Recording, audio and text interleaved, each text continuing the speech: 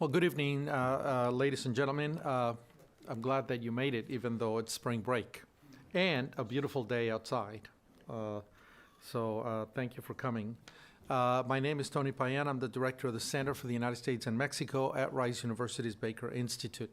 It is truly my pleasure to welcome you here today.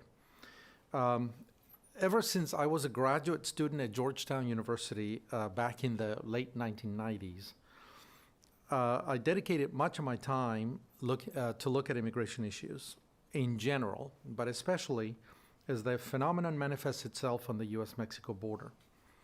My main conclusion in spending all these years looking at immigration is that plus ça change. The more things change, the more they stay the same. And immigration has changed a lot over the last decades, and yet we've been living with an immigration broken system since at least the mid-1990s. And with recurring immigration crises that have come to a head in recent years, with hundreds of thousands of immigrants pushing against the southern border, and here in Texas, we've seen that quite a bit. I have witnessed this personally as I travel to El Paso and Ciudad Juarez, where I hail from, the area of West Texas, and where I visit quite often. I saw it last weekend as hundreds of Venezuelan migrants rushed to the international bridge, and people really couldn't cross. The CBP immediately deployed its fiscal barriers. Lots of agents from both sides blocked the bridge, and the local residents could not cross. As you know, this is a problem because we have a lot of binational trade and individuals that cross the U.S. Mexico border at a tune of 280 million crossings per year, the busiest border in the world. In fact, it was in June 2012, if I recall, almost 11 years ago, that I received a phone call from Erica de la Garza when I was a professor over at the University of Texas at El Paso.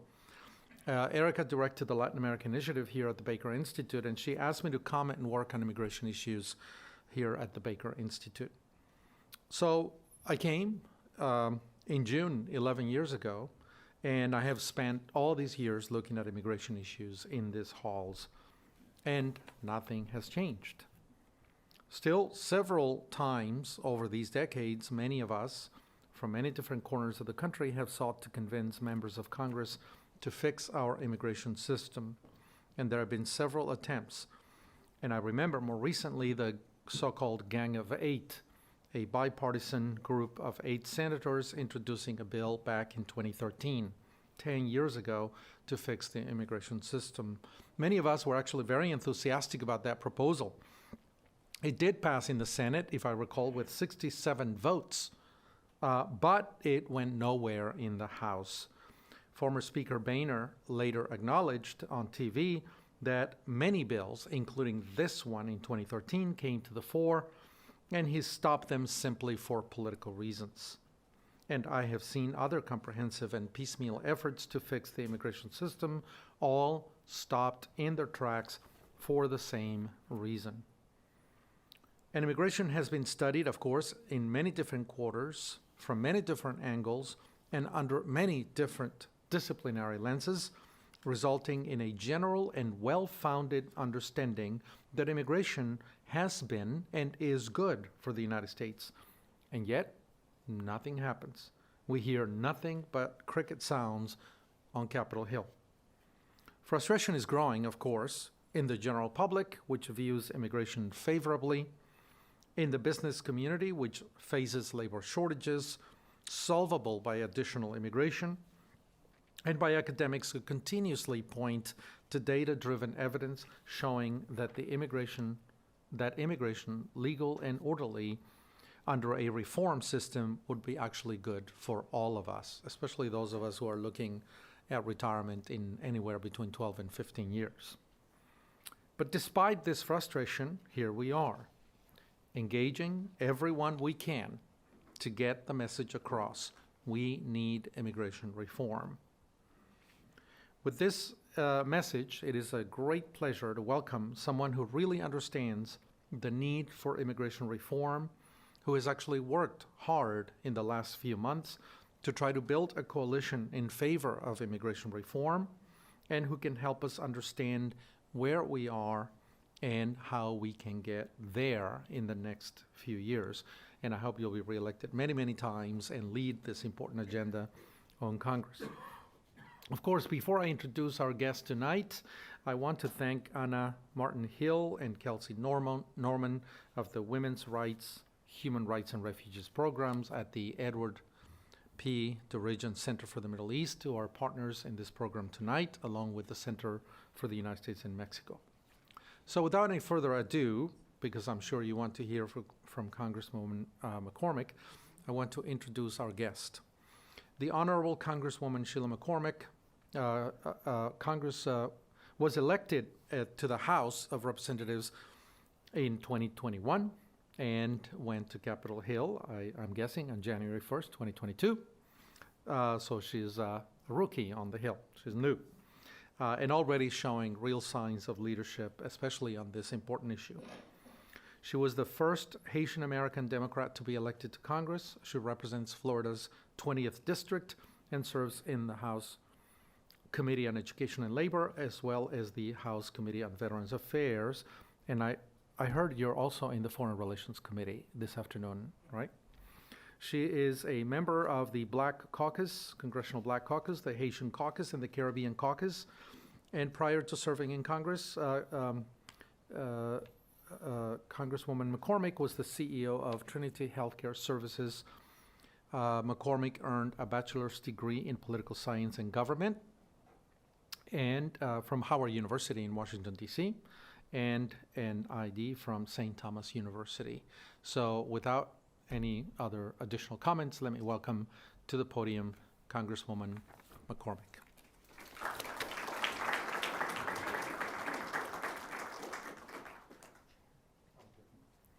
Good evening, everyone.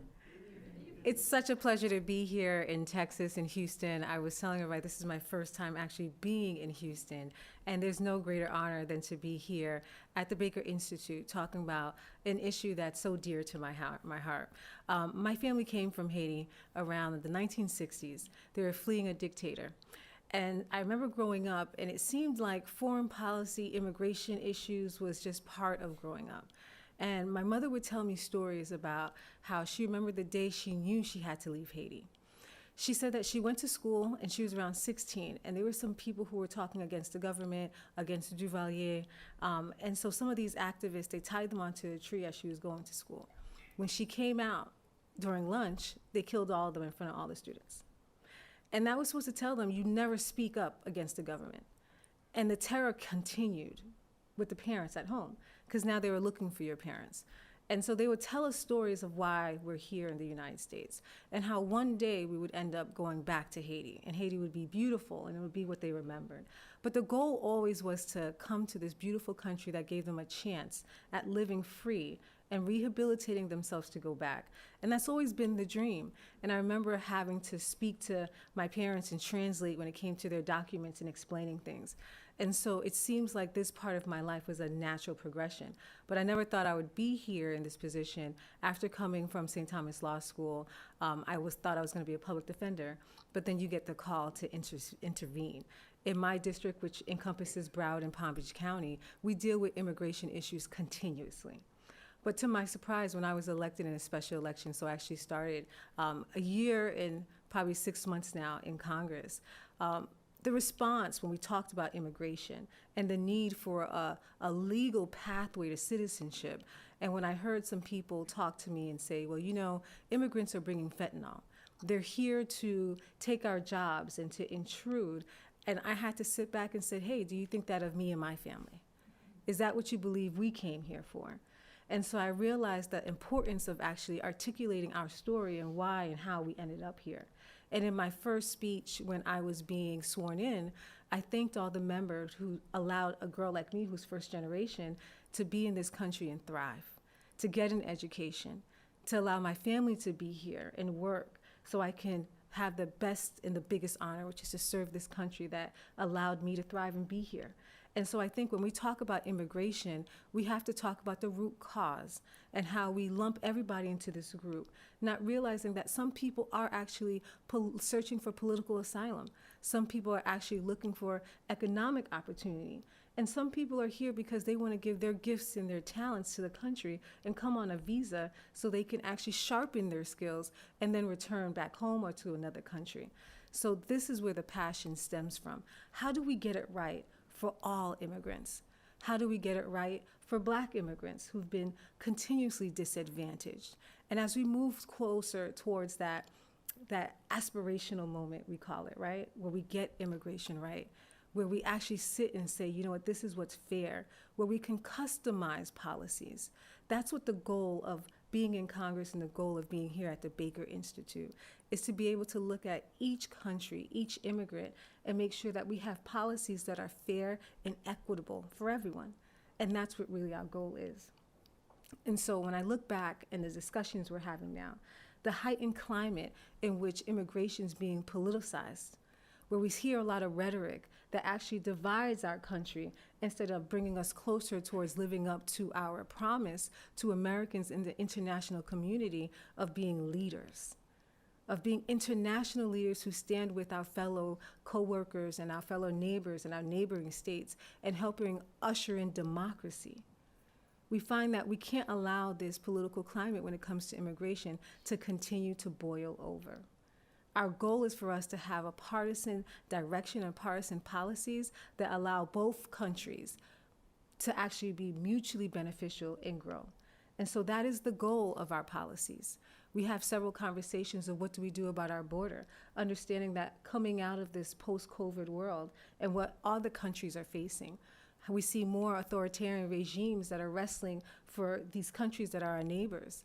And so as the beacon of hope that this country is for my family, there are other families who are surrounding us, who are in Mexico and who are around Mexico, and who are even coming in through our waterways in South Florida, who are looking for that beacon of hope so they can actually attain democracy, learn what democracy is, and bring it back into their country.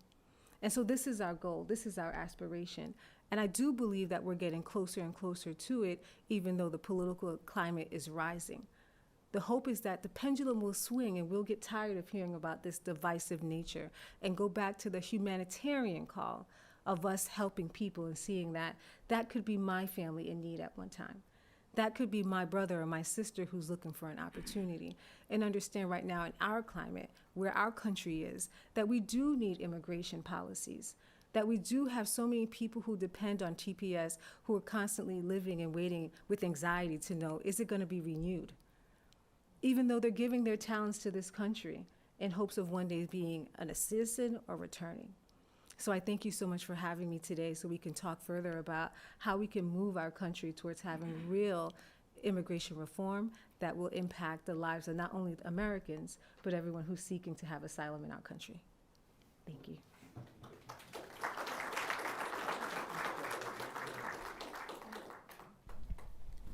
So let us engage in conversation now. Let me begin by asking a few questions, and then we'll open it to a dialogue with the audience. Tell us a little bit about your letter to President Biden. I happened to have seen your letter, to have read your letter, and I thought it was a really very good case. And what came of it, and how did you come to speak for particularly Haitian immigrants, but you're talking about all kinds of immigrants facing the same condition? Well, what we were looking at was the political climate that we see in Haiti right now. The political climate is one in which we have never seen this, where the government, as of January 9th, there was no elected official in Haiti at all. So there was no government there. And so the qualifications for even political asylum or just not having a government present really qualified Haitians to have a renewal of TPS. But we took an even in-depth look at the instability that's actually going on. And then when you couple that with the famine, we met with the UN, and the UN had an in-depth debrief about what was going on in Haiti. And we saw that not only was famine on the tip, we were on the cusp of famine, but we also saw the instability, the gangs, and just so many other factors that we felt we just had to put out the case of this is a new situation we've never seen before, and the renewal of TPS for Haitians is imperative, but also the United States intervention is imperative. And we saw similar conditions when it came to renewing TPS when it comes to Nicaraguans. That was our latest letter that we put out. But at the heart of it, we're constantly sending letters because of the flaws in our immigration process. So we are forced to keep updating and sending new letters to try and, reappropriate TPS. But truthfully, we just really need to change our immigration system. For those of you who may not know what TPS means, it's temporary protected status. It is essentially there's a number of undocumented residents in the United States who were allowed to stay in the United States, work, live, study in the United States on a quote-unquote temporary basis because they could not be deported to difficult conditions in their own countries. For example, after the hurricane in Central America, Hondurans, Salvadorans, Guatemalans qualified for that, and now Haitians qualify as well. So some nationalities specifically qualify for TPS. I personally know a few people from El Salvador who've been on TPS, this temporary protected status, which is not a green card, it's not a permanent residence, it's a temporary protected status, since 1996. Yes. It's going to be almost 30 years since this particular family I know has been on this temporary status, renewable every 2 years, with the uncertainty that it can go away at any time. It needs to be renewed every year. So it's a very difficult situation, and I think Congresswoman McCormick is addressing that particular issue. And I'm glad you're looking at the issue of Nicaraguans as well, because Nicaragua is facing a collapse, really a dictatorship that is quite cruel and has expelled a number of immigrants. 220 of them flew to the United States as essentially expelled as political refugees in the United States. So the other question that I wanted to ask you is, what do you think the administration, the Biden administration, has put forth that you in Congress can work with? What are some of the proposals that they're putting forth and that they're talking to you about? What is the conversation like between the White House at this point and the Hill? And of course, give us an assessment of how close you think we may be to a potential agreement on immigration between the White House and Capitol Hill, or are we destined to go through another Congress, yet another Congress on a gridlock? Can you give us a little bit of your view? You live and move around in Capitol Hill. I'm sure you have a good insight on that. Well, the White House has been taking good first steps. When we look at the parole program that the White House has introduced at the top of this year, it's based off of the Venezuelan parole program that was successful as far as not having as many migrants coming to the borders. However, they took that model and they extended it to Cuba, Haiti, and 2 other countries. But what we noticed when it came to the application, right, implementation of it, it was based on an app. This app originally was not in Haitian Creole. And so it's for 30,000 parolees every single month. But at the top of the app, be it that it wasn't in Creole, it already put some Haitians in a disadvantage because you didn't understand the language and you couldn't apply. So we brought that to the administration's attention, and we were able to work with them so they can have it in Haitian Creole. But there were some things that we noticed also. This program was successful in Venezuela. However, if you look at the circumstances in Venezuela compared to Haiti, they didn't match up. For example, you had to qualify, you would have to have your visa, you'd have to have your documentation, everything in order. But as I mentioned, by the time this program was implemented, Haiti did not have not one elected official, not one. So the ability for you to get your documents updated and apply to the program was just slim to none. And so what we saw there, we saw a whole bunch of people crowding around governmental buildings hoping to get the necessary documents to be able to qualify for the parole program. In addition, we also saw that a black market emerged, where people now were trying to give you your documentation so you can actually apply for the parole program. So we spoke to administration about different ways in which we can kind of craft this parole program so it's not just a one-size-fits-all, but we can deal with the issues of the countries and the parolees, but also we can make it so we're not having negative effects that we didn't anticipate. You know, who could have anticipated a black market where people now are trying to get you documentation? Those are the things that we're trying to make sure that we're paying close attention to. The last thing that we noticed that we worked with the administration on also was that after it was now available in Haitian Creole, and I remember, it's one pot, 30,000, that's it, 4 nations. So already we're seeing that our black migrants are at a disadvantage because it's not even your language, right? Now every day that's moving, people are applying. People are applying, and that erodes the number of Haitians who can actually apply for it.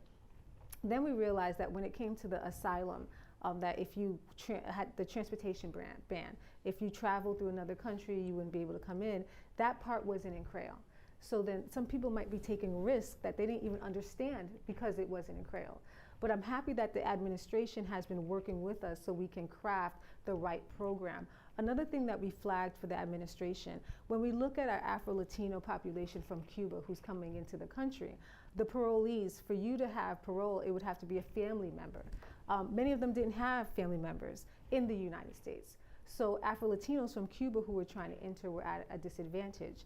But then the expansion of including nonprofits, organizations who can actually sponsor some people come in were ways that we were equalizing the playing field so we can have equal access. So with those, I call it massaging of this parole program, which in a small amount of weeks actually is a success. And so that's why I'm confident that the administration will take more steps so we can get it right. The bigger conversation, right, when we talk about the borders, what are we gonna do? When we talk about DACA, what are we gonna do? That is the real issue and the real fight we have.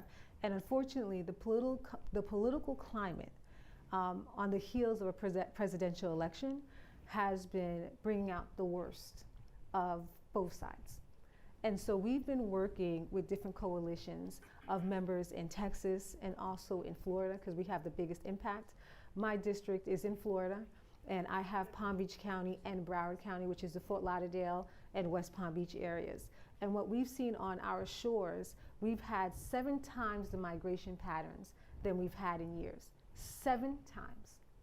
And with those migration patterns, usually we have migrants coming to our lowest, the Keys. But now we're seeing them as far up as in West Palm Beach and Riviera, which means they're taking new routes to try and evade the Coast Guard, trying to find a way for safety. What this means is that there are harsher conditions that they're facing, and what's causing people to do whatever it takes to find some kind of relief. And as we're looking at that, I think the conversation has to be for everyone. What could we do to not only stop migration, but to have clear pathways into the United States that actually fits each country's circumstances? And one thing I wanted to mention also, when we look at immigration, as I mentioned, a lot of times we put everybody in the same pot, not realizing that right now we have a workforce shortage. So if we were to just revamp some of our green card and visa requirements, that we would be able to tweak that and kind of meet the needs of our immediacy when it comes to even the caps that we have on visas. Some of those caps, they take into consideration the working person's family. Now, if we can tweak some of those things, we'll see that we'll have more of a beneficial relationship. So to answer your question, I know that I took the long way to get there, but I think that when we start breaking down the little things we can do, they will have a bigger impact. And as long as we keep wrestling over an immediate big package, I think that's really what's going to stifle us from seeing the results that we need. So let me go back to the issue of the application. So to give some context here, back earlier in the year when there were hundreds of thousands of immigrants coming right up against the border, and President Biden was overwhelmed, much like President Trump was in his own time, because this is kind of a broader crisis that we face on the border. President Biden said, "Don't come to the border." The U.S. government will deploy this application, this app, which can be downloaded on your phone, and then you can upload the documents, make your case on the phone, and some bureaucrat in Washington will receive your case on the internet, and then they will process it, and they will adjudicate your case.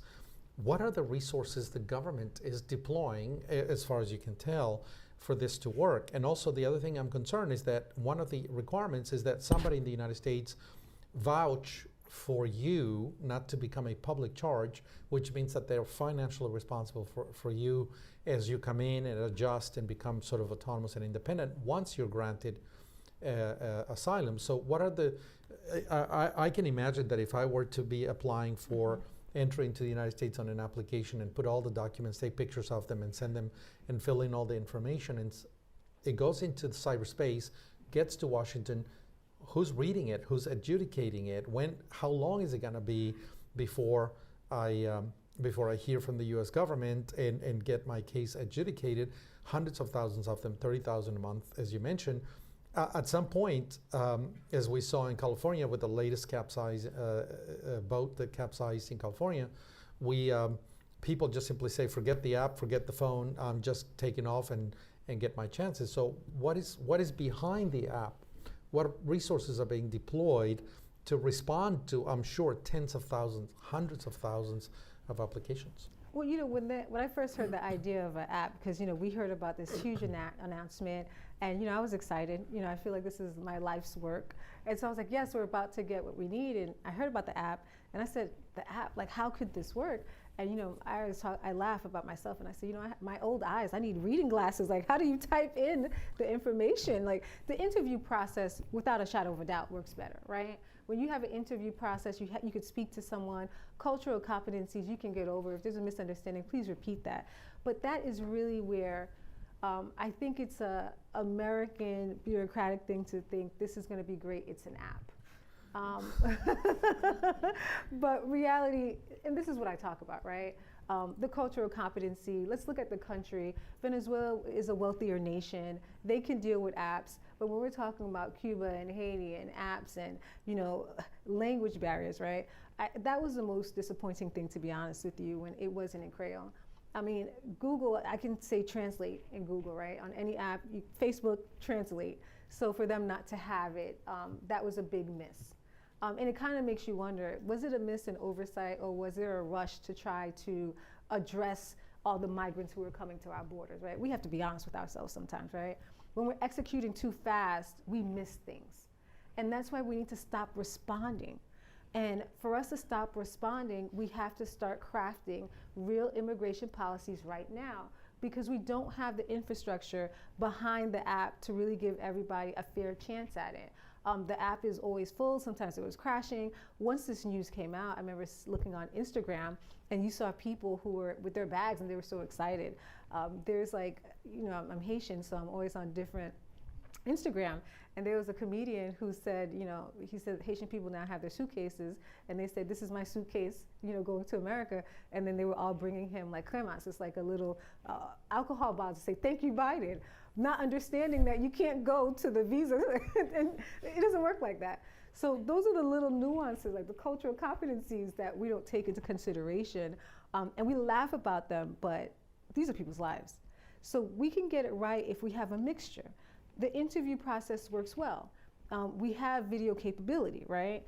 Even if we had little places where you can come in and do your video conversation, your Zoom conversation. We have so much technology that we need to not just do an app and say we solved the situation, but we need to have the scaffolding behind it to make it work. So I think that we don't have enough behind there. It's smoothing out now. I think that's why we had so many bumps in the road. But I think long term, we cannot afford to keep reacting. I do not see the international community and the situations getting better. When we look at the push and pull for democracy versus totalitarian regimes in the Caribbean and South America, I do not see it getting better. And so I think we need to pause and get it right here and really figure out how we're going to address this. And Congress has to put down the grandstanding. And I say this because, I speak to my members, even on the other side, and we can have a fluid conversation of what we think should happen. but then something happens once they grab the mic. It's like a magical thing that happens, and these fighting words come out. And I say they're fighting words because you would never tell someone in their face that, hey, you're coming in to smuggle fentanyl.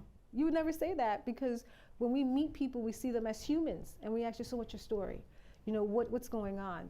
And so we need to kind of dial it back and remember who we are as leaders and default to our greater selves and say, you know what, let's find a solution. This solution not only helps us, but it helps the entire country, and it helps establish us as world leaders.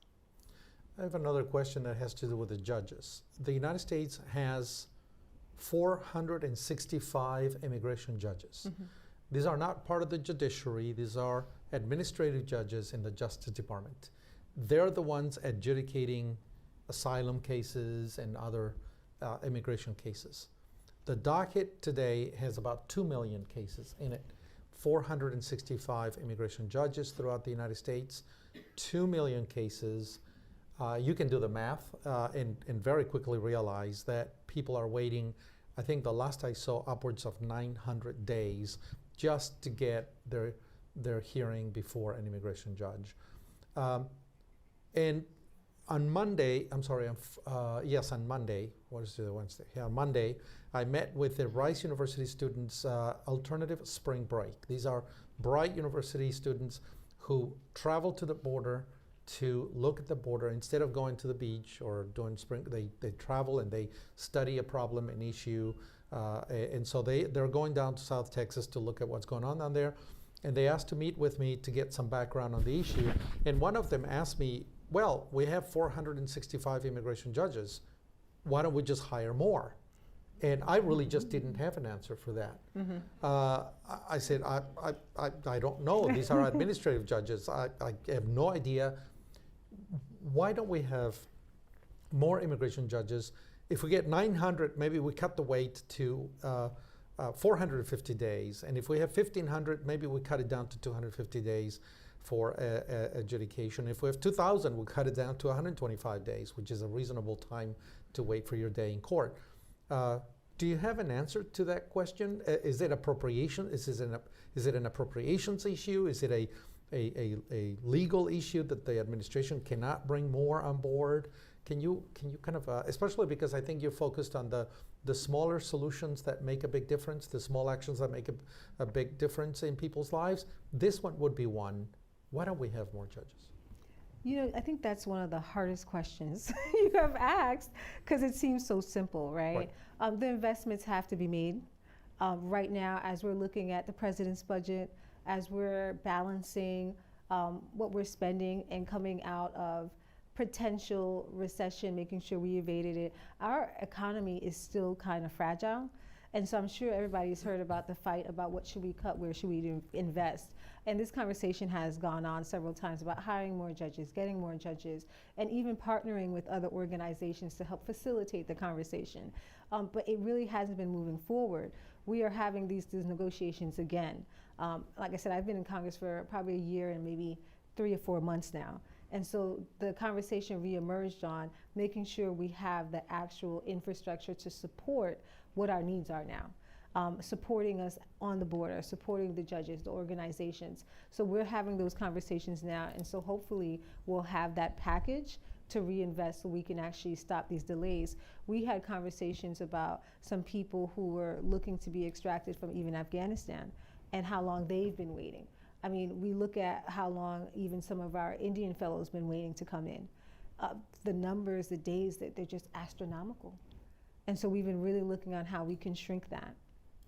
One question before I open it to a conversation with our friends and the audience. I guess the idea there is, what would you change in the immigration system? What would be the one thing, if you didn't have the opportunity to do comprehensive immigration reform and fix the entire system, what do you think a big difference would be? And I don't want to let go of the earlier question that I asked.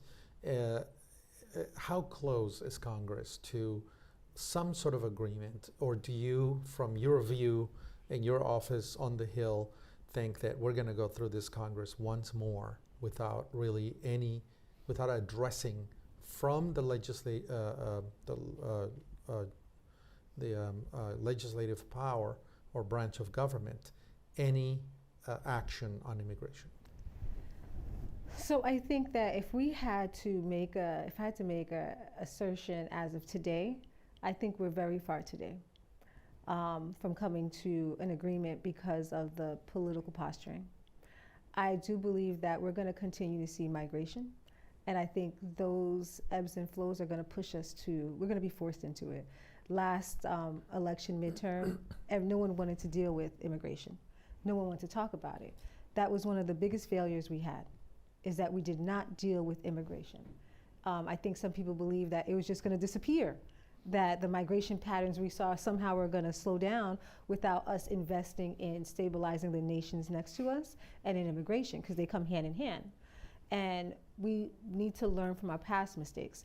Now we're having more and more conversations of immigration. We're seeing more bills coming to the floor. We're building more bipartisan groups to talk about immigration. So I believe that those efforts will materialize by next year. But as of right now, people are still thinking, well, I can blame this person, that person, and sell these storylines. But the American people, I think, have had enough. We've had enough of us not having proper immigration, not having proper border rules. Like, there's a lot of things that we're all talking about, and we're all being impacted. That's the truth. So I think that it will materialize, but not anytime soon. Probably the next year we'll start seeing more of that, because even as a member, we're negotiating now. What could we do? Is it just going to be Maria Salazar, who's a Republican we work with all the time in Miami? And we're thinking about what could we do for the border? What would be fair policies? How could we tailor it so there actually is a pathway? And how can we make sure that anyone who is getting parole isn't just coming here and not having an opportunity to work and working on a work visa? There's so many pieces that we're putting together. So I do think we're going to have a package that will move, but if it had to move today, it wouldn't go. Mm-hmm.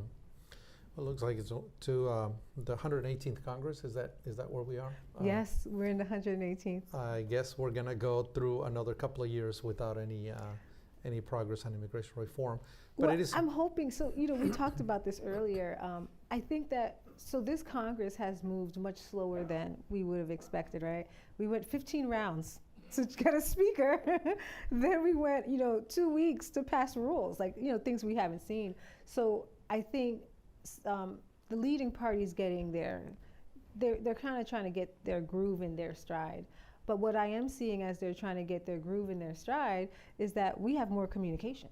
Now we're talking, and I don't think anybody wants to bring anything to the floor that's not going to pass. I don't think anybody wants to bring something that's going to flop. So we're having a lot more conversations, and those conversations I think are going to continue. So I'm hopeful that before the 118th Congress ends, we'll see movement. But right now, we're still trying to get there. So that's what I wanted to say. I don't want to paint a grim picture because we're trying. Yeah. Yes. Let's have a few. I may have come back to a couple of questions, but I want to open it up. Yep. Yeah. Thank you very much for the comments. A couple of good questions. First, with regards to Florida, can you shed some lights on how come the leadership in Florida, let's use that language, is quite anti-immigration? Is it indeed the leadership or the voters? That's the number one. And the number two, as you know, many of your colleagues on the other side of the aisle don't believe in climate change, and all the studies have shown climate change is one of the factors which is pushing people to immigrate. Do some of your colleagues understand that, or can you again shed some lights on these 2 points? Thank you. So Florida's leadership, which is interesting, right? But we're in Texas, so you guys know what we're suffering, right? So we have a joke in Congress where if it's not Florida, it's Texas. Like, we get it over here. But I think it's the climate. The people of Florida are not anti-immigration. Let's be very clear, right? We have the largest influx of immigrants when you talk about Venezuela, Nicaragua, Argentina, not Argentina, I forgot the name, Cuba, but also we just have Haiti right now, we're having a lot. But if you look at it, we're a cosmos, I would say. Like, everybody mixes, we're all there. And I get a lot of people who are very angry, especially Venezuelans now, about what the governor is doing. And I think that they think these are winning talking points. And that's what this is becoming, right? Winning talking points. But I'm seeing the visceral reactions from Floridians. There's a clear visceral reaction about what is going on here. Where is all this anti-immigration conversation coming? But there's another piece that's growing in Florida that I don't think people are aware. We're actually growing in hate. So these conversations that they think are harmless, you know, once you start hating one group, it grows to hating every other group. So we're seeing the largest anti-Semitism. We're seeing large acts against immigrants. We're seeing this growth where people feel like it's okay to say all this hateful stuff. And Floridians, I think, are getting fed up with it. Now, we have some northern parts in Florida where they might actually just feel like they're actually anti-immigration, but they're not native Floridians, they're moving in. And so we have a lot of work to get there, but the leadership in Florida does not represent the people. Now, when you talk about climate change, no, they don't believe in climate change. I think part of the misunderstanding and the lies they say about immigration, because you can watch it. If you turn on C-SPAN, if you hear the conversation, they always equate migrants, immigrants to illegal, illicit activity. That's always the equation. Or they're coming to take jobs. And I think that's dangerous. That's what keeps us in the conversation, and that's what stops us from having a real conversation on how we can stop migration and immigration. So that's the work we're doing, is trying to educate on both sides and stop this political posturing. But help me understand a little bit about Florida politics, which you're right. I mean, there may be some parallels to in Texas. And they have to do with, these politicians are succeeding. Mm-hmm. We see our politics in Texas, and we see the politics in Florida, and their success.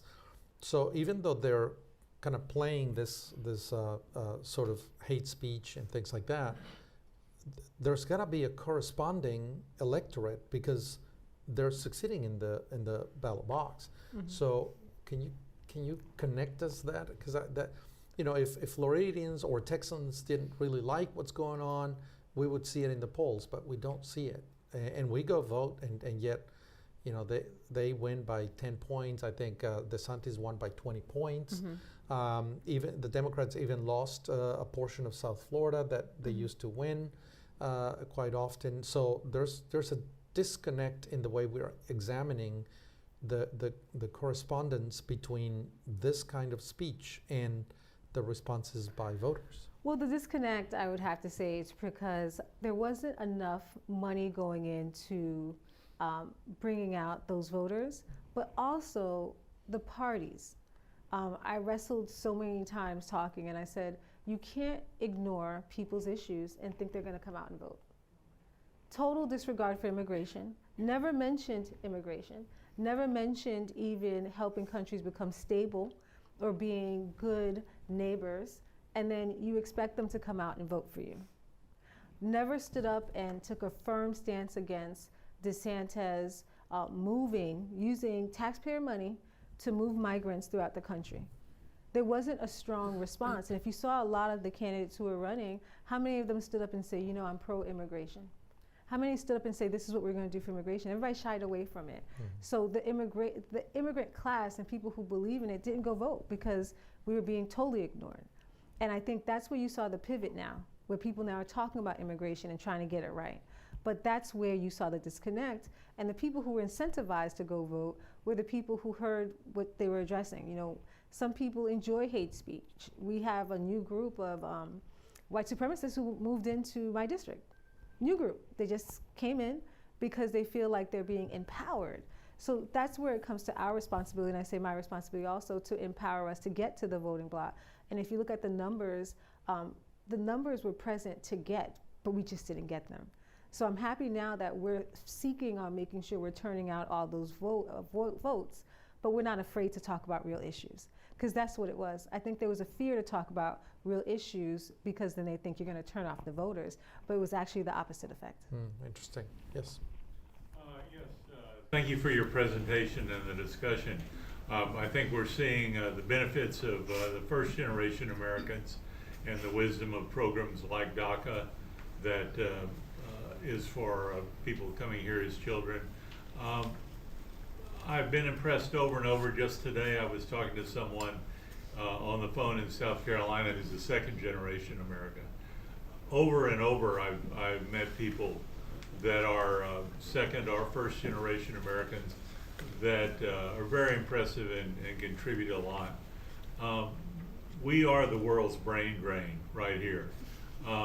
Is there ever any economic workup on the benefits that the U.S. gets from this, attracting all these talented people from everywhere? Thank you. Yes, thank you so much for being here and your response. There has been several write-ups on the contributions that immigrants, especially immigrants who are here on TPS, and their contribution to this entire country. What's even more important also as we look at the contributions is the mindset that fuels people not wanting to hear or understand about how we actually gain. Many of our business people and business community have been asking us for more visas, because we see in every single field right now, we do not have enough people to employ, especially when it comes to healthcare, and we have an aging population, and we need to get more people in with visas to help us even uphold our healthcare system, but even hospitality. So more and more people are becoming aware, but it's being drowned out by some people who are talking and the fear-mongering about what's going on. But we have clear stats about the contribution, how many people come in, how many people are serving, who are functioning as doctors, who are functioning as healthcare professionals, hospitality, and how they contribute. And I think that actually has to be elevated versus the converse, right? I could tell you one of the commercials that DeSantis actually had. I don't know if I can say these things here, but one of the commercials he had was he had a couple who was sitting there saying that, I support the governor because there was an illegal immigrant who came here and was drinking and had a car accident and killed my son. Now, that's heart-wrenching, but the fear that went behind showing illegal immigrant killed, this is what adds to they're here to do nothing. And part of me telling my story, I always tell people, understand the mindset between an immigrant who comes here. An immigrant who comes here, you're afraid to get in trouble. No one wants to be pulled over. You don't want to get in trouble. The last thing you want is to be in trouble, right?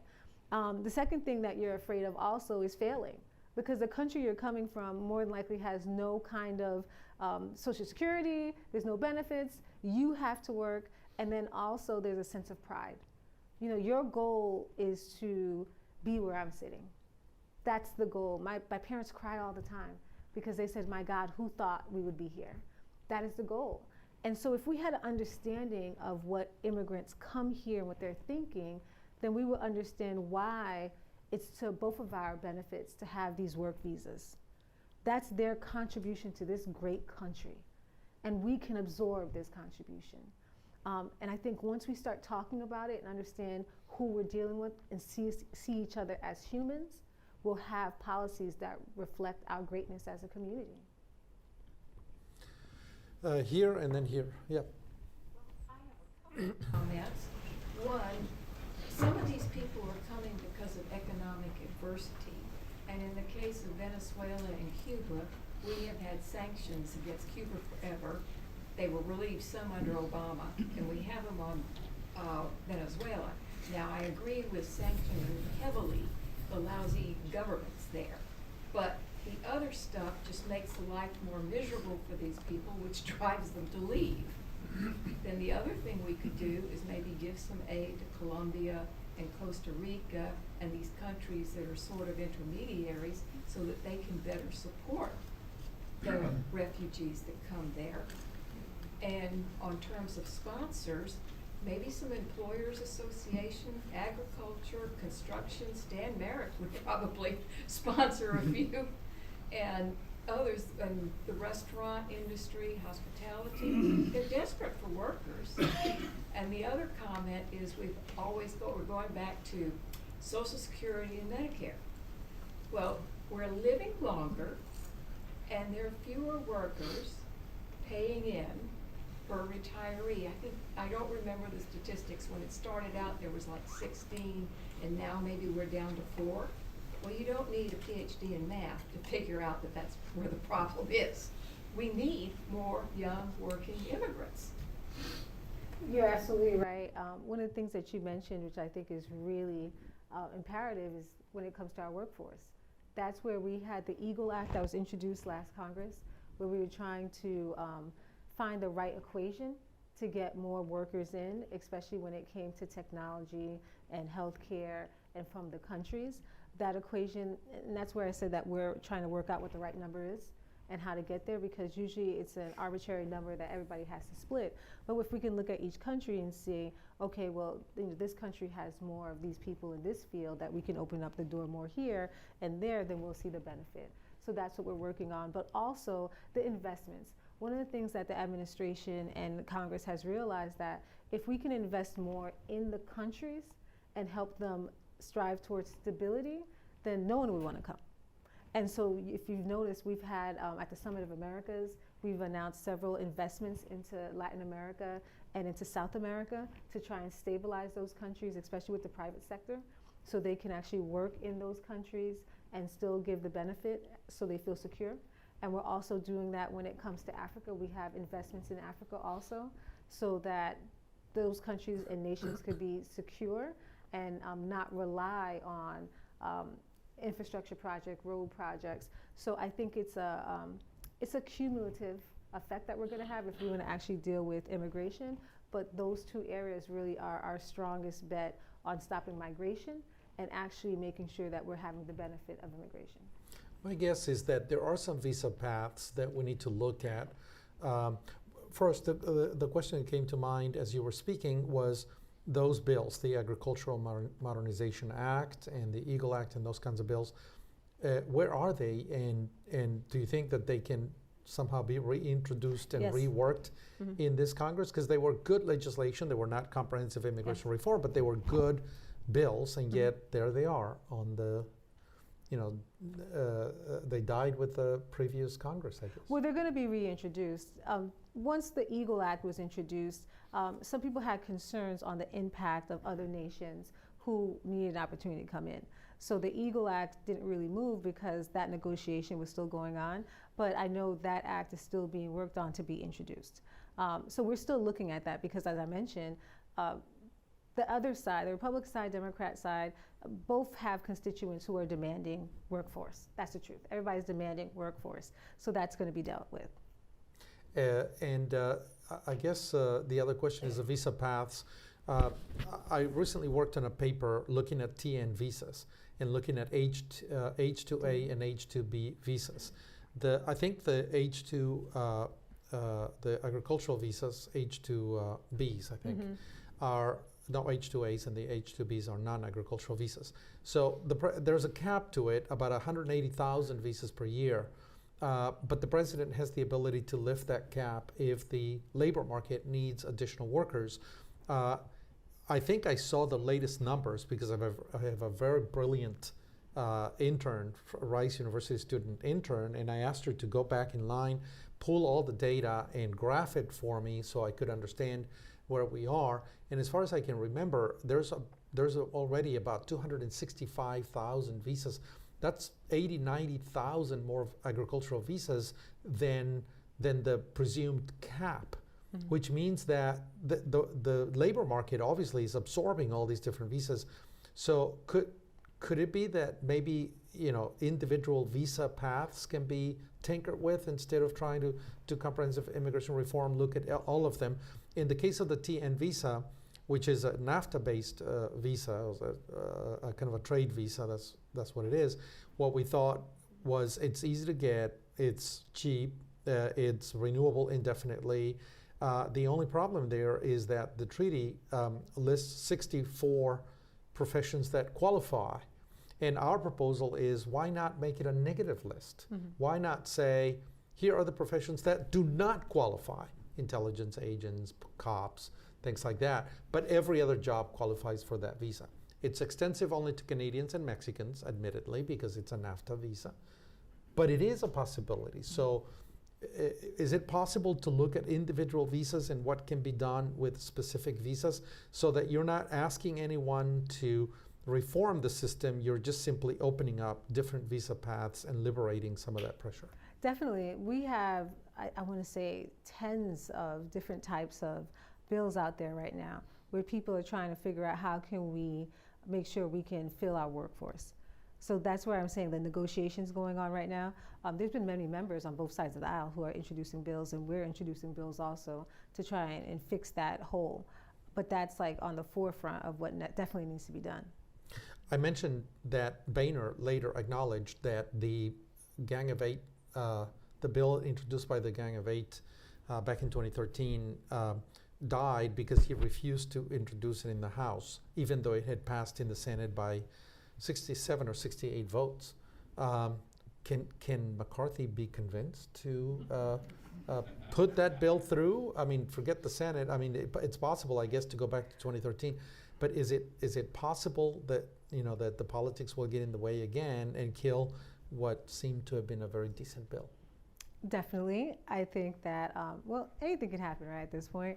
After 15 votes and negotiations, anything can happen. So I think that, we will have a version of the bill. I don't know if that version can come through right now with McCarthy, Right. to be honest with you, but I think we can find a version that can pass. Okay. Here and then back there. Yeah. Yeah, along that same line, I'm just wondering if you can unpack a little more of the discussions and the negotiations that are going on across the aisle in terms of what are the common areas, or what's getting traction, and what are the non-starters, what isn't getting any traction. And then a follow-up to that is we've all dreamed of a comprehensive immigration reform, but if that isn't possible, I mean, would it be possible if there are some areas there where there's some common ground, if bills could move forward just on those areas? I think a comprehensive bill, more than likely, is a huge package isn't going to go through. I don't think we have that climate. One of the things that, coming from a business background and even in law, I said that one of the things I learned is that when you're in business, you have a big campaign, a big idea, and then you kind of sell it to the group and everybody gets buy-in and you make it happen. In Congress, it's the opposite. The bigger package, the bigger it is, the more people are scared and they're like, it's too much for us, and it's too much division. So I think what we're looking at is, we know what needs to be done and we're taking pieces. Right now, the visa, we're kind of on the same page that we have to do something about workforce. I see that moving forward. On the other side, you hear people talking about safe borders, right? Making sure the borders are closed. The borders are closed. The borders aren't open, but that idea of making it more narrower is definitely something that people are going back and forth with. But I think to lead, it's definitely going to be the visa. I think that's what you're going to see first. Parole programs. The success of the parole program, I think, is going to give life to more opportunities for parole, and you might see more countries being involved in those parole programs. How can we make the parole program stronger so as the parolees, the migrants are coming in, they can start building a life? We're tracking the parolees coming in to see what they're doing and how successful they are. We're seeing some different movements that we didn't see before. For example, Haitian migrants who would come into the country usually settle in Florida, Boston, New York, but now we're seeing them going to Ohio for work, and because there's factories. So how do we set them up to be more successful, to work and to give back? So those are the negotiations that I think we're going to have definite traction on. Now, coming back, we definitely want to see more work with DACA, but that seems to be a standstill. We definitely want to see more work when it comes to political asylum seeking, right? With what we see, the preclusions at the border and coming, right? You should have an opportunity to seek parole but still come to the border and seek political asylum, right? How do you balance that? So we're seeking to figure out how we can balance it. So those are the areas that are at the most in discussion right now. There and then over here. Yes. Have you heard of the Hastert rule? I think it's coming back. When he was secretary, when he was the Speaker of the House, that if the Republicans couldn't pass it on their own, then they didn't want to bring it to the floor. So the Democrats had no ability to get it straightened out. And I'm what I call a Kennedy Democrat. Ask not what your country can do for you, ask what you can do for your country. And citizens, and I'm not real clear, but something to the effect, and citizens of the world, let's work to develop democracy throughout the world. And what I'm hearing here is that we're going to have to take everybody. And that's not what I think we need.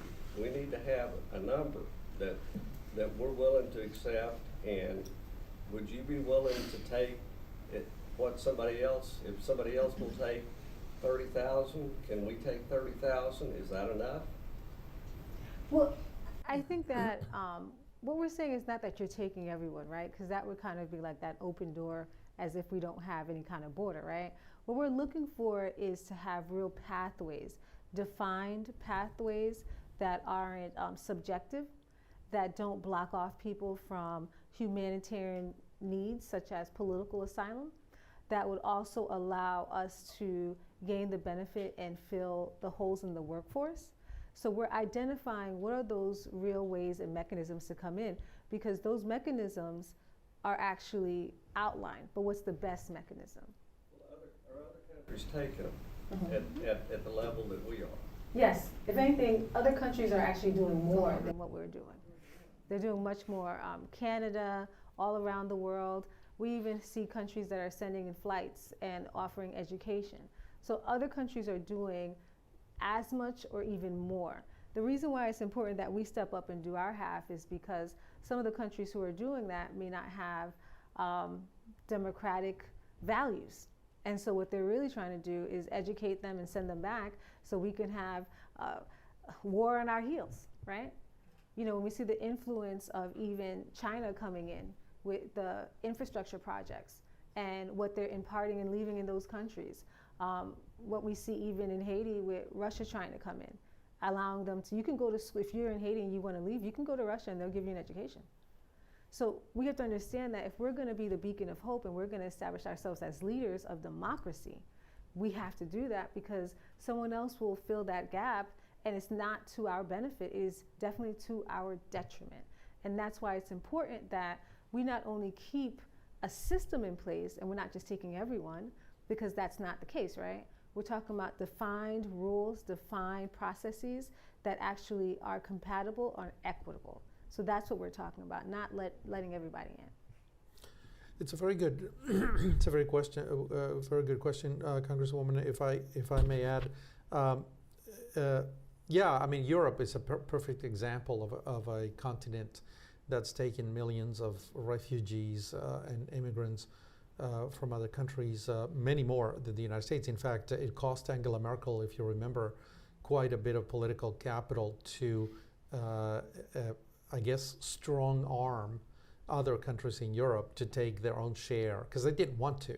Sweden, Norway, Denmark, you know, and she said, well, you know, Germany has taken 1 million, which I think she probably had a very selfish reason for taking 1 million immigrants. Germans are also kind of aging and dying out. Mm-hmm. So she kind of saw that the possibility of taking in 1 million immigrants to sort of refresh the population and get going with very interesting programs to resettle them into the country. But then she also told every other country, you'll take 100,000, you'll take 80,000, you'll take 120,000, you'll take 90,000, and they resisted. But I think she was a strong leader of Europe enough to say, you will take them because I'm telling you to take them. I'll give you another example. Also, Dominican Republic. Dominican Republic has had a lot of issues with how they're treating their Haitian immigrants, but one of their responses when we asked them about their process, they said, hey, we take more Haitian immigrants than you do. The little island of Dominican Republic said, we take more than you guys do. So you can't come here and tell us what to do with human rights violations or human rights violations, but there was something true to their argument. They do take in a substantial amount of Haitian immigrants, but they also, if you see all their new resorts that are being built, if you see how their economy is booming, who are the workers there? The Haitian immigrants. So they have their reasons why they're taking so many in. They just have issues with the abuse that comes with them. But we do have a lot of smaller nations who are actually taking more. Mm-hmm. Here. So back to the voters, winning hearts and minds, educating voters, potential voters. How do we counter this fear and hate mongering anti-immigration message that's coming from so many different areas? I think the best is to be organized. And what I saw in Florida is that we weren't organized. I think a lot of people were expecting the parties to do all the legwork instead of us demanding it. Where now, I say us because, you know, my district is full of, we have a diverse district. And so now all the organizations are organizing to get the information out, to get the messaging, the true story out, right? The truth is imperative. We see so much money going into elections that sometimes that drowns out the truth. But what's undeniable is when you have that one-on-one conversation. When we're out there, we're brave enough to tell our stories. A lot of time, migrants, first generation, second generation, we're afraid to tell the true story. So the more we can get out there and tell the true stories, the more we can change minds. And now we're seeing a movement where people are actually getting up to speak. I was at a meeting the other day, and it was actually one of the mayor's wives. She's from Venezuela, and she was telling me her story, how she came here, what's going on. And she said, you know, we're not communists. We are the great America. You know, we're not socialists. And I've spoken to her several times, but she never told me her story. So now as we get up and we start telling the story of what makes the United States great and how we can integrate and be beneficiaries, I think that's going to be changing the hearts and minds, and we're working on it now. Yep, back there. And then over here. Is it possible to solve some components that are perceived by the population, a good number of the people, as easy to get solved? For instance, what about DACA? These are human beings that came here when they didn't make the decision to come here. They don't feel any ties to the country of origin of their parents. Right. From the financial standpoint, we have already invested in them, in a good sense of the word. Education, they are young people, we need them. Why not start by giving them at least a permanent resident status? And then put that away, and then let's go to the next element. That's exactly what we're trying to do. I brought up DACA also. That seems to me like the most logical progression. In some of the high schools that we have, what we know is we just had a conversation about this yesterday. We have 2 high schools. And most of those students, when they come to graduate, they realize they don't have a social security number, and they find out that they were here illegally. Seniors trying to go to college, and that's when they first find out. And some of these students are our brightest, and they're left with nothing. So that's one area that we're fighting to fix.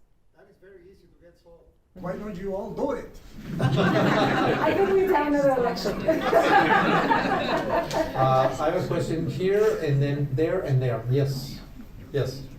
Did you have a question?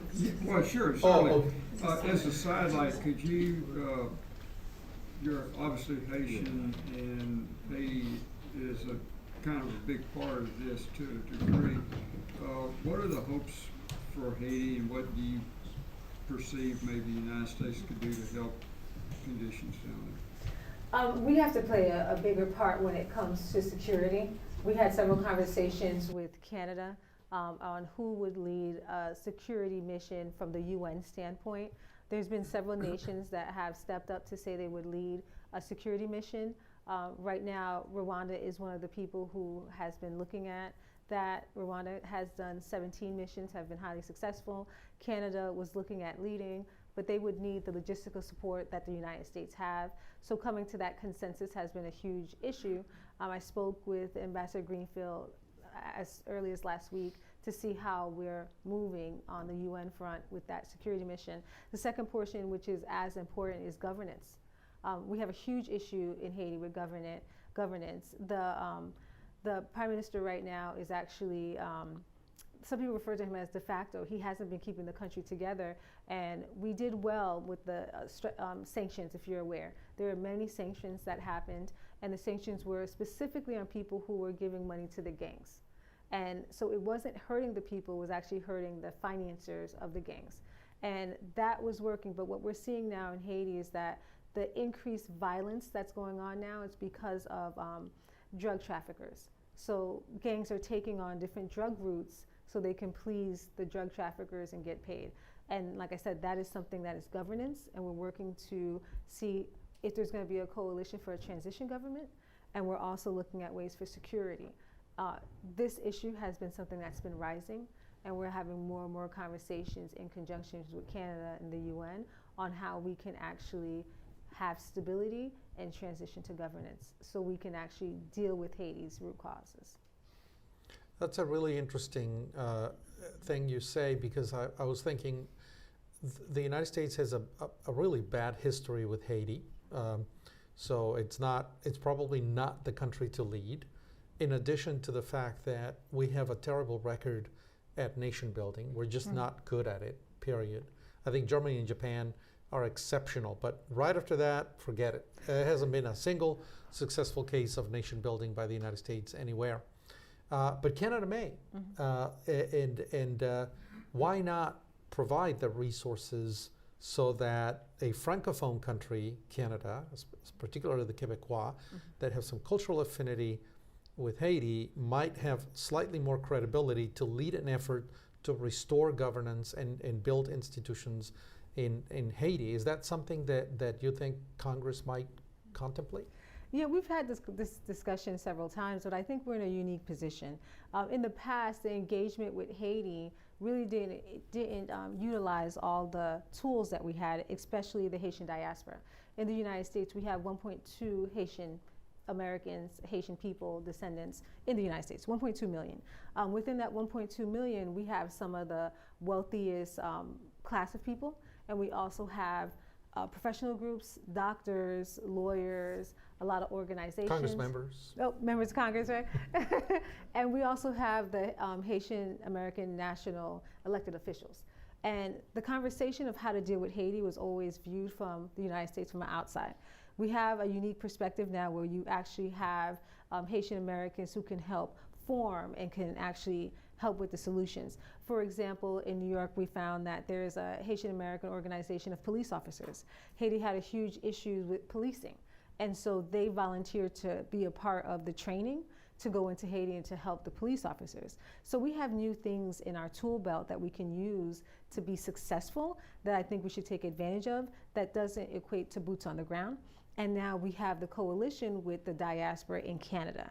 So we've had several conversations with the ambassador on how we can utilize the UN, the US participate even if it's logistically, Canada lead its part of the mission, but work hand in hand with the diaspora.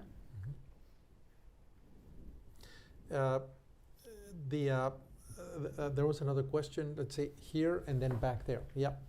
So you were talking about root causes. By the way, I'm from Haiti. I'm a master's student here at Rice University.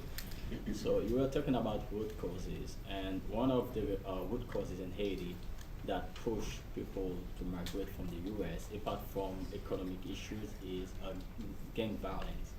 And there's still an embargo over the police force in Haiti. So, however, there is a lot of guns that are coming from the U.S., especially from Florida, fueling the gang violence in Haiti. So you already respond on part of the question. I'm wondering if there is more that you can do to stop guns from going to Haiti. That's what we're looking at right now. When we look at what's going on with the political climate in Florida, there is fear that there will be more guns going into Haiti, especially from Florida. We've seen that traditionally, when the guns were going into Haiti, there were some arrests that were done because we were able to track where the guns were coming from. They would go in shipments. Some people would send cars to Haiti and the cars had guns in it, but we were able to trace it back and arrest those individuals who are doing it. But there's new legislation in the Florida State House and Senate that are trying to roll back any kind of legislation that will track guns that are being sold, that will be open carry, which you guys are well aware, used to.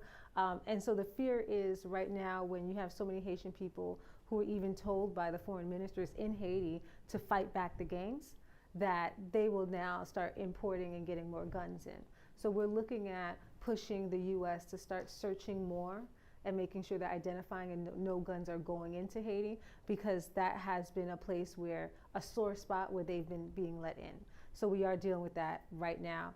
But that fear of the legislation that's about to pass and combining it with the rise in violence of people now fighting for their houses, fighting against the gangs, is where this is becoming an even bigger threat that we're dealing with right now. So there is legislation on that we're pushing. That's an interesting problem because I think in regards to Mexico, that is one of the major complaints that part of the violence in Mexico is being fueled by U.S. guns just flowing like a river right across the border. So it seems that guns in the United States don't just stay in the United States. They clearly overflow to other places. Oh, there and then Anna. Yeah. Thank you. Thanks for coming. This has been very interesting. I heard an immigration lawyer say that approximately 30% of people who apply to stay permanently in the United States are approved. The other 70 are not. I hope that's true. But when you look at the administrative judge issue that Dr. Payan mentioned, that I've been thinking about a lot, if you pay those people the same salary a congressman has, you could quadruple the number of judges. It would cost $500 million a year.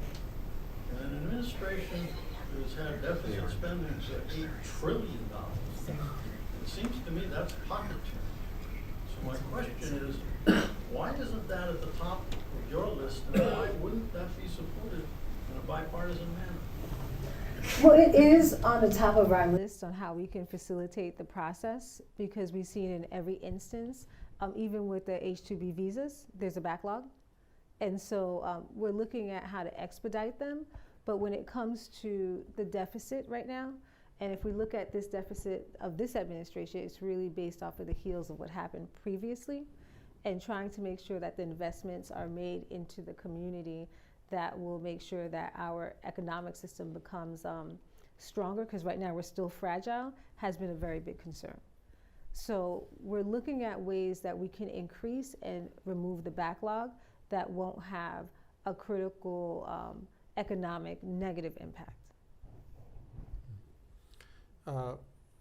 Yeah, I guess I would add to that question the issue of consular officers, right? Mm-hmm. I mean, there's obviously somebody who needs a TN visa in Mexico, for example, has to go to the consulate, any of the U.S. consulates in Mexico. I don't know how many of them, 10, 12 consulates in different parts of Mexico. And they have to go online, set up an appointment, and then, and sometimes the appointment is months down the road. Mm-hmm. So an H-2B visa, which is an agricultural visa, perhaps needs a stamp by a consular officer at the U.S. consulate in Guadalajara or Monterrey or some city in Mexico. Maybe that's where the resources ought to be, so that more expeditiously people can get the right visas, the right opportunities to work, the right hearing before the judge, and that sort of deals with the problem. So it could be. I think the idea of of looking at some very specific things that can make a difference, which you mentioned, is really a fantastic thing in the absence of the political willingness to reform the entire system. Anna? Thank you so much for being here, first of all. This has been a very interesting conversation. I would very much like to know your opinion on the new proposed asylum policy that's currently open for comment, and that's known as the asylum, as the transit ban, whereby asylum seekers or migrants who arrive at the border can be deemed ineligible for asylum if they didn't apply for asylum at another country through which they transited, which is pretty much every migrant who arrives at the border in the U.S., right? Mm-hmm. So I would like to know your opinion on that and how it has been received in Congress in general. So I think the reception hasn't been a good reception, because I don't understanding how people get to the borders and how the coyotes are bringing them through, and the lack of migrants knowing the consequences is a huge issue. Preclusion of people actually being able to get to the border and to articulate the need for political asylum is a huge concern. And so we've been pointing out these flaws in that policy and why it should not be in place, because those are huge fundamental flaws, not slight flaws. So we're working hard to make sure that that is a policy that does not take effect and does not stay.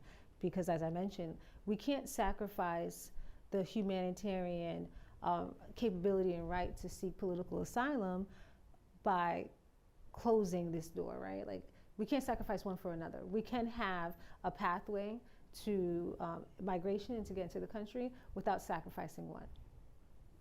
I have a quick question about the numbers, going back to a comment that you made earlier. What's the right number?